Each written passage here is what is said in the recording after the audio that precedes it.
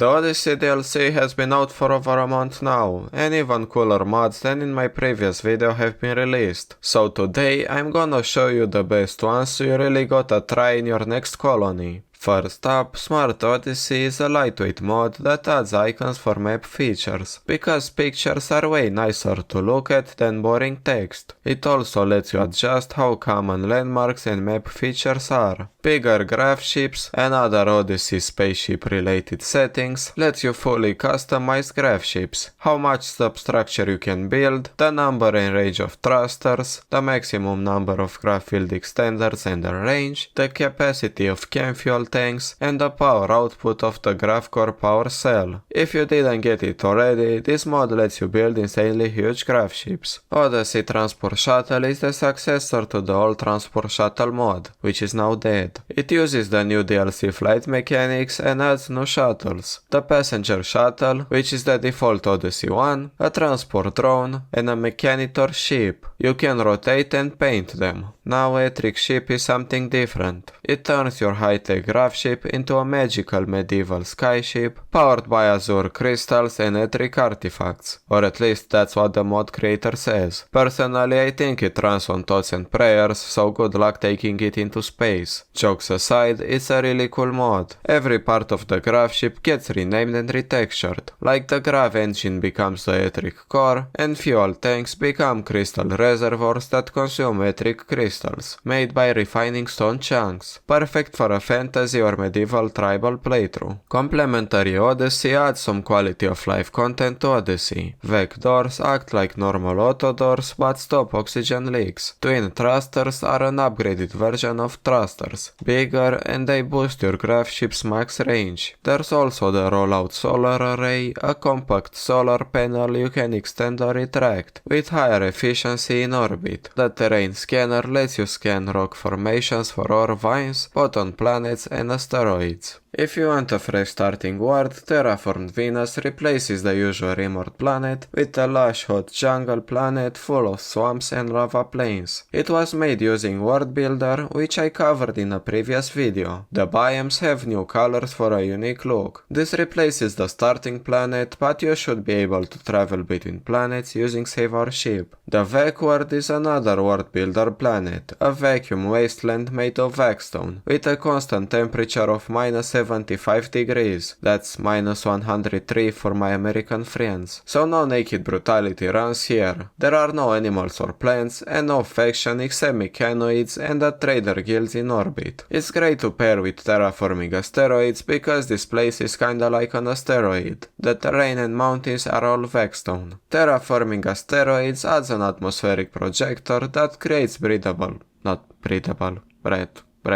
like oxygen stuff, zones with comfortable temperatures, letting plants grow and animals survive. It lets you terraform an asteroid or the VEC worlds into a few different biomes. This mod comes with proxy heat for the atmospheric projector to work. Anomaly Research Asteroids adds anomaly related asteroids you can find by hacking ancient uplinks or using orbital scanners. It's a great chance to explore and get anomaly loot. Just bring flares to see in the dark and to avoid getting eaten. There's also a Mechanitor orbital platform guarded by mechanoids, where you can find Mechanitor loot and even fight bosses. Graph ship storage adds storage furniture that matches the graph ship style. It works with adaptive storage framework, which if you have been living under a rock and haven't heard of it, it's a better alternative to deep storage. Like deep storage, it lets you store tons of items on the same tile. If you want your weapons and buildings to look cooler, check out the Astronomy style pack. It adds over 100 new textures for melee and range weapons, armor, and buildings to fit the space vibe. It needs ideology to work, but doesn't require Odyssey. For fish lovers, aquariums add fish tanks and whole aquarium networks so you can show off your aquatic catches. If you don't have Odyssey, it still works with other fish mods like Vanilla Fishing Expanded or Fishing Reworked. You can decorate the tanks, but fish need care. They have comfortable temperature ranges and need to be fed. Tanks get dirty and need cleaning, but the mod adds tools to help with all of this. For something simpler, there's floor-mounted aquarium. It lights up, boosts beauty, and occasionally produces fish. Electrofishing is fun for you, not so much for the fish. The high voltage electrofisher kills all fish in the water instantly. As one comment says, you can spell RimWorld without mass murder. Just don't be in the water when you use it. Vanilla Race's expanded Starjack reworks the new Starjack Xenotype from Odyssey. It adds new genes and Astro genes, which are special genes that activate in space. Now Starjacks are the ultimate Gigachad space Xenotype, but they turn into soy boys on a planet because of the oxygen, so you'll need a vac suit to survive those penalties. GraphTech is the ultimate GraphShip expansion, adding new buildings, gear and implants. First, you can finally build a Graph engine yourself, but it's gonna be expensive and requires a tech print. The Graph Field Pylon is a field extender on roids, and your GraphShip can have up to 3 of them. The Graph Forge lets you create graph cores for crafting gear and has to be near the Graph engine. You'll be able to create new materials like Gravitonium and Graveweave, made under extreme pressure using the Graph Forge. There are new weapons too. The Graph Blaster deals damage in a large area, stuns and ignores armor and shields. The Graph Hammer smashes buildings and walls and deals extra EMP damage. New turrets include a large one with a Graph Blaster and a small beam repeater turret, perfect for tough enemies. The Time Acceleration Pod speeds up resting, wound healing and immunity gain. The Asteroid Collector collects small asteroids and turns them into Vexstone blocks, but it only works in space for obvious reasons. The Gravity Spine lets your pawns move faster and jump long distances. The Gravity Armor boosts protection and can deploy a shield. Keep in mind that the more powerful parts for your GraphShip need you to destroy the mech hive mind. And lastly, the Singularity Reactor is the peak GraphShip tech, a miniature black hole that outputs a huge amount of energy and lets you add another 1000 substructure cells to your ship. For a better start, Shuttle Start for each explorer changes the scenario, so instead of crashing in a drop pod, you start next to a shuttle that ran out of fuel, which makes way more sense, because why would a rich guy use a drop pod instead of his private shuttle? Similarly, Shuttle Start for Mechanitor does the same for the Mechanitor scenario. Rock and Stone lets you build rock walls and floors from chunks that you can smooth or remove. You don't need Odyssey for this, but if you have it, you can also build Vexstone and Solid Ice. Vexstone uses Vexstone chunks, but Solid Ice is made from nothing, since there are no ice chunks. Solid Ice takes longer to build and needs freezing temps. Archean Willow Trees adds new Archean trees that spread water like Swallow Ocean, Swallow Water, and Hot Springs. Great for terraforming along the game's Archean tree. Launch into empty space does exactly what the name says. Pair it with orbital platforms so you can build your own platforms in space. This lets you build orbital and mechanoid platforms using lots of steel and work. To remove platforms, even the pre-built ones, you just build a space tile over them. All of this unlocks with basic GraphShip tech, but if you are in space you already have that researched. And there's asteroid grounds, so you can build asteroid terrain using Vexstone chunks. And lastly, VPE Graphcaster is an add-on for Vanilla Psycast Expanded that lets you bend gravity to your will and absolutely obliterate your enemies. You get all kinds of ridiculous abilities, and yes, one of them just straight up deletes an entire base. That's some of the cool mods made in month 1 of the DLC, or 2 because I delayed this video as I was sick and also lazy. I'll make another video when even cooler stuff comes out. Subscribe so you don't miss it. And oh, by the way, I've made a Discord server where you can hang out, talk RimWorld and other games, share your favorite mods,